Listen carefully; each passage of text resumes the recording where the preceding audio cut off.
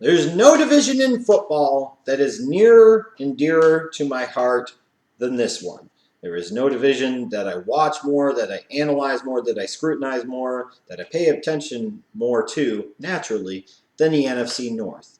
It's where the Chicago Bears reside, so as a result, this is always going to be the one that I talk about with the most passion. This is always going to be the division that I feel I give the best analysis on because, again, it's the one I pay the most attention to. When I look at the NFC North and all the teams' performance in the 2016 NFL Draft, I really don't have a problem with any of them. And you can see that reflected in the picks, the best and worst, and the grades for each team in the description box down below. I thought all four teams had good, sensible drafts for what they were trying to do. I thought all four teams did well for themselves. I thought all four teams did a good job of getting pieces that made sense. And as a result, it's reflected in the grades. And it shows that this could be a very competitive division the next couple of years, no question about it. It's going to be a real dogfight potentially.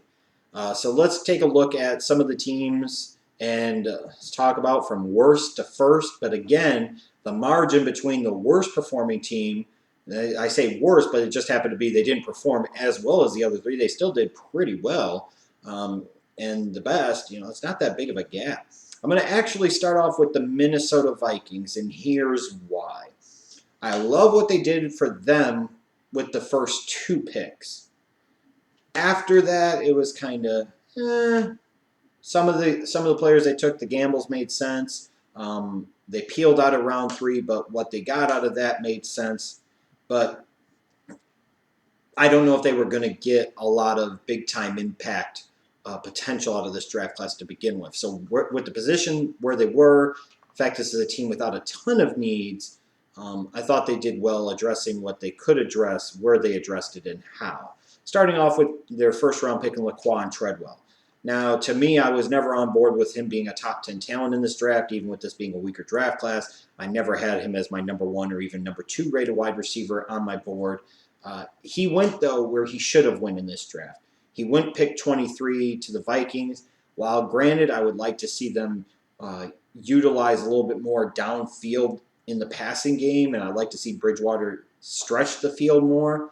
Treadwell makes a lot of sense for them and makes a really good complement for Stephon Diggs. They're probably still a wide receiver away from having a receiving core that you're really worried about. But again, when you look at where they were at, what was on the board, what they needed, this pick was very, very sensible, really, really solid. And frankly, Mackenzie Alexander in round number 2 was as well. Now, I'm not as big on him as others, and I was never as big on him in the process as others were. And these people that had him mocked all this time in the top 10 didn't know what the fuck they were talking about. Frankly, even in round 1, didn't know what the fuck they were talking about. And you'll notice I never had him after a certain period of time. I consistently had him going round 2, round 3. However, with that said, I think he is a really, really good fit in Mike Zimmer's defense. He's still got some work to do in terms of technique. There's some concerns to me about how he plays off of the ball, but in the system that Zimmer runs, he really fits. But he is a guy that can be physical out there. He's a guy that at times showed lockdown ability. Now you bring him into a defensive backfield where you've got Xavier Rhodes. Maybe they get more out of Trey Waynes this year. Now you bring in a Mackenzie Alexander. If you've still got like a mentor there in a Terrence Newman for him to learn off of, that's a pretty good secondary for the Minnesota Vikings. I thought was good value. I wasn't a fan of the Beavers pick in round number 4. I thought if there was one bad pick out of this draft for them, it was Willie Beavers. This is one of these situations where I kind of agree with, the more I watched, I agree with Pro Football Focus in terms of Beavers just wasn't very good in 2015 and there were better offensive linemen available.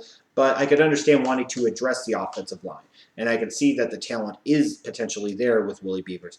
I love the fact they took Moritz Boringer in round number 6. Shit, the guy looked up to Adrian Peterson. Adrian Peterson's the reason he started getting interested in football. And again, in the 6th round, this is a 6'4", 230-pound white boy that can really move. Maybe he can't play, but he's got the athletic package. Maybe you're confident enough in your coaching staff and your system to be able to get something out of him. In the 6th round, man, that's worth a roll of the dice. So even though I gave him like a B- C+ grade here, it wasn't because I hated the Minnesota Vikings draft. I don't think it was great. I thought it was still pretty solid. I actually liked the Detroit Lions and what they did. This was a team to me that needed to get better up front in the trenches. And they really, really did that.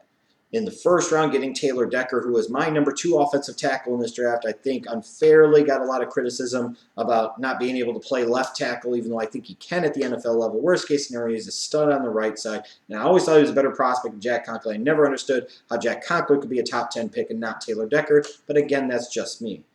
You look at what they have. You have Riley Reef on the left side. He can't play left side. And they need to move him to the right side. Or they need to move him somewhere else along the line.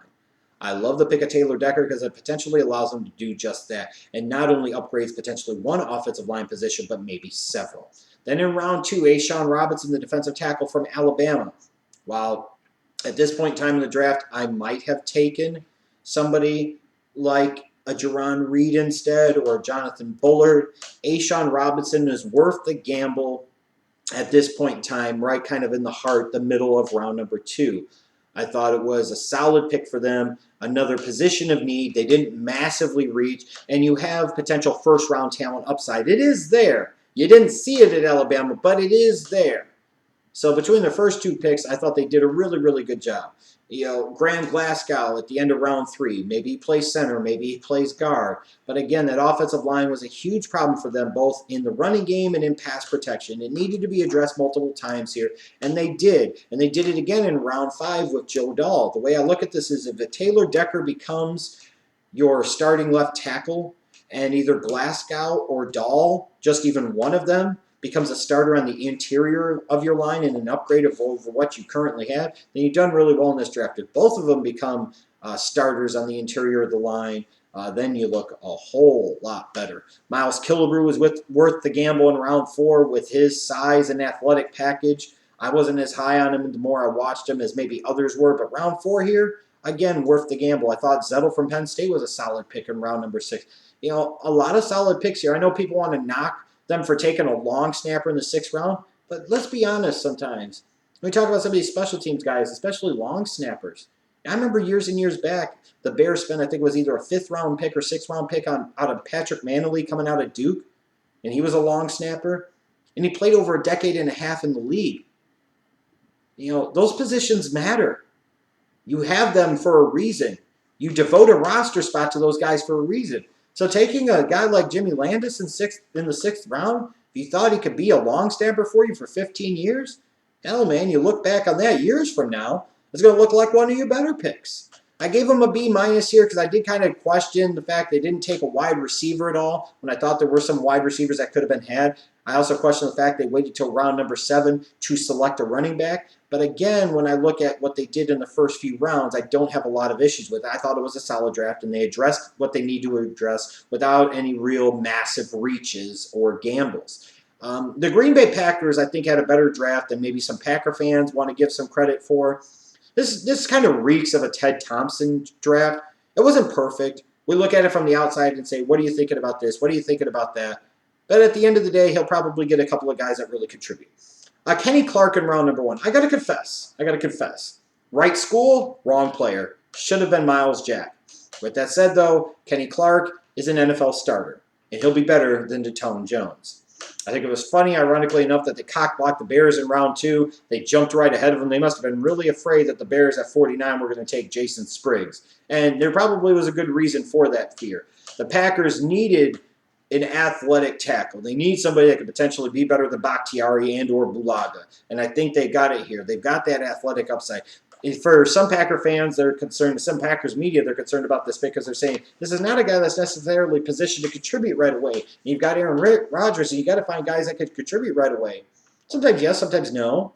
But if you're just solely drafting for the here and now, that means you tend to be more of a need-based drafting team, and that's when teams really start to get themselves into some trouble, because they draft for immediate need and they pass on better, superior talents. Even if they're not at positions of immediate need, they could be positions of future need. And you look at the Packers here, Bakhtiari's entering a contract year. How much longer are you going to be tied up under Bulaga's cap number?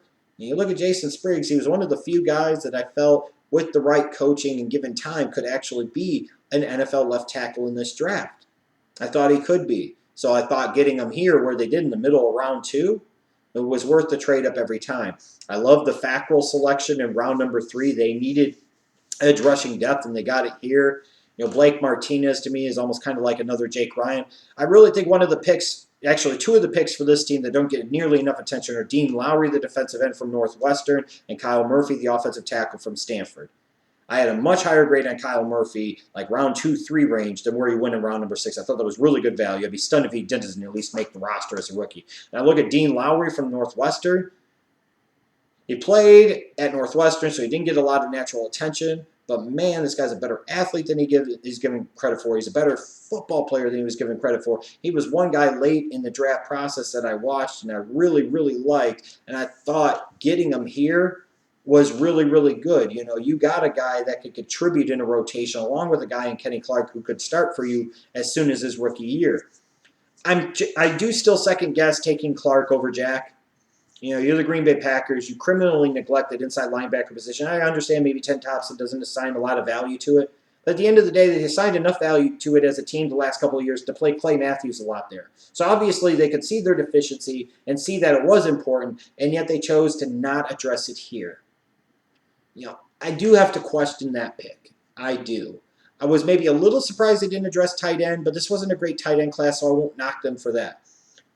They got Trevor Davis in round 5 out of California. It is what it is. They brought in another guy, a camp body potentially at the wide receiver position. Although you're looking at a team with a stacked wide receiver position. If any of the Green Bay Packers draft picks looks destined for the practice squad or have to catch on to somebody else, it might be Trevor Davis.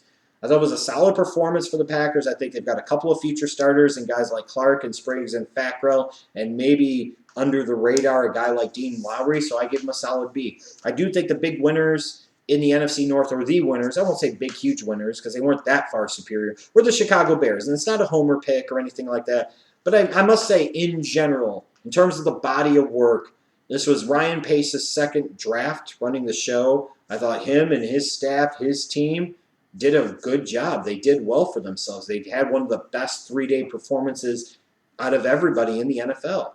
They really did. To me, it started in round 1. DeForest Buckner's not on the board. Ezekiel Elliott is gone. When you look at the Bears at that point in time, was a corner really worth them taking at number 11? Probably not for them. They needed an edge rusher with some length, and they went up and got it at number 9 with Leonard Floyd. To all the people bitching about them giving up a 4th-round pick to get Leonard Floyd, 1, who the fuck cares? It was a 4th-round pick, honestly. Number 2, furthermore, with some of the shit they did later on in the draft, they got 3 4th-round picks any damn way, so they compensated for that. So you got to look big picture. Number 3, the Giants were going to take Leonard Floyd. That's why the Bears jumped for 11 and 9. I love the fit of Leonard Floyd. The only thing I question about it, though, is that either A, maybe they could have stayed put at 11 and just taken Laramie Tunsil, because I don't know how confident I feel like Charles Leno's manning the blind side in 2016, and I don't know if they're ever going to put Kyle Long there, and I don't know if he'll ever fit there. Tunsil was on the board. If you're going to trade up to 9 at that point in time, I might have taken Tunsil because he was a superior prospect on the board to me. He really was. But I don't hate the Leonard Floyd selection. Round 2, Cody Whitehair. They traded down a couple of times, got some additional day 3 picks in terms of, in particular, strengthening their position in round 4 to be able to do so. I'm okay with Cody Whitehair. I don't love Cody Whitehair, but with the release of Matt Slauson, he's probably going to start at left guard as a rookie. I think his best position in the NFL, frankly, might be center. I have some concerns about him, but I think that he'll end up sticking. I absolutely love the pick of Jonathan Bullard in round number 3. One of the best picks in the entire draft. A top 10 talent in this class, in my opinion, and the Bears got him in round number 3. What they got was a run-stopping stud who is a very underrated backfield penetrator and pass rusher. He's got positional versatility. He's athletic enough, I think, at times when you want to run bigger packages, you could line him up as an edge rusher. What an outstanding, outstanding pick. I thought Howard in the 5th round, the running back from Indiana, was another outstanding pick. I thought Braverman, the slot receiver out of Western Michigan in round number 7, was a really, really solid, borderline outstanding pick to get a slot receiver who could contribute right away for them in the 7th round. A running back who can run between the tackles with some speed and some power that could potentially lead your running back by committee, and you get that in round number 5.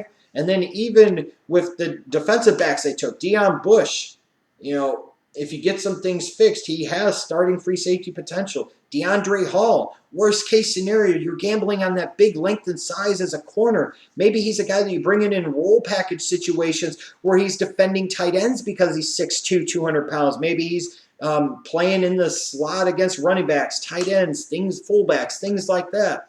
You can find a role for him. Houston-Carson, the safety from William and Mary. He's an athlete. He needs work in his tackling in some other areas. But again, you're talking about taking a guy like that in round 6. And if I had to question any other pick in this draft for them, it might be trading up for Kwiatkowski in round 4. I don't know that they needed to trade up to get him. Maybe that was a slight failure in intelligence. Maybe there's a slight failure in my intelligence. But again, I could see wanting to add some depth at the inside linebacker position. Sure, you brought in Trevathan. Sure, you brought in Jarrell Freeman. But you want to have somebody in the bullpen to have some depth. And in round 4, this wasn't a huge, massive reach by any stretch of the imagination. I thought the Bears got several future starters on their defense. I thought they got a couple of guys on offense that could potentially end up being starters for them as well. When you look at overall chances to have the most starters and the most key contributors as much as anybody else in this draft, I think you look at the Chicago Bears and they measure up to just about anybody. And that's why I give them a B+. Frankly, if they would have taken Laramie Tunsil at 9 or 11, if they maybe would have done something else other than Whitehair in 2 and Kwiatkowski in round 4, I'm just being honest here, I probably would have said the Chicago Bears had the best performance in everybody out of the 2016 NFL draft. It was a good performance, though. The one big concern I have about them going forward, though, is this is the second year Ryan Pace is running the show. They're still not addressing the quarterback position. Maybe this wasn't the year, but that year has to be coming. And with all the picks you had this time, maybe it's worth gambling in round 4 on a Kevin Hogan or a Cardale Jones. Maybe it's worth gambling on one of those types of guys. That would be one other thing I would look back at this draft and say, maybe the board didn't dictate to the Bears that they did that, but maybe that's the one thing that they should have dictated that they did. Because they don't have anything for the future at that position. And even with what they're doing in terms of managing free agency, bringing in solid players and not overpaying for them, the guys and the pieces that they're bringing in through the draft, at the end of the day, if they don't find that long-term answer at quarterback, none of it's going to matter.